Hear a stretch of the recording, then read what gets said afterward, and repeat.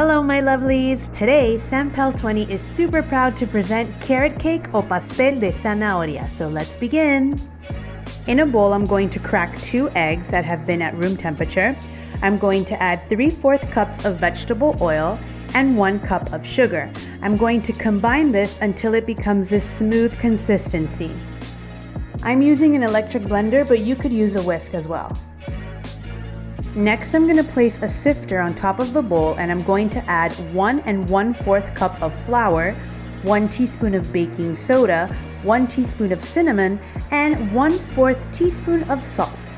I'm now going to sift everything into the bowl and then I'm going to mix everything to make sure that it's all well incorporated. I'm now going to add 1 teaspoon of vanilla and then I'm going to shred roughly 3 carrots that are going to give me about 2 cups worth. I'm going to add the shredded carrots to the bowl and I'm going to also add 1 cup of raisins or walnuts or even both. I'm then going to give it one final mix, making sure that everything is nicely combined. So now I'm going to pour my batter into a pre-buttered cake mold.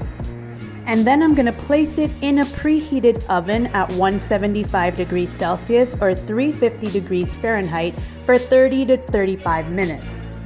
And voila, we have our beautiful golden brown carrot cake. We're now going to set this aside so that it cools off completely before we add the delicious cream cheese frosting. For the cream cheese frosting, I'm now going to add 1/8 ounce softened cream cheese brick to a bowl. Then I'm going to add 1 cup of confectioner sugar. If you want this frosting to be sweeter, then you would add more confectioner sugar. I'm then going to add 1 teaspoon of vanilla extract and I am ready to whisk everything away. Once it's done, you should have this nice creamy, velvety, smooth consistency of a frosting.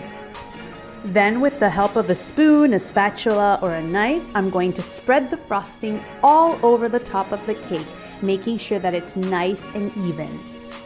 For decoration, I'm going to sprinkle just some shredded carrots on top, but you could also add walnuts, pecans, or all 3. And voila, we have our delicious, super simple and moist, very fluffy and yummy carrot cake or Pastel de Zanahoria. So I want to thank everybody for watching this video today. Please remember to subscribe and also follow us on Instagram at san.paul20 so you never miss any fun facts. Bye-bye!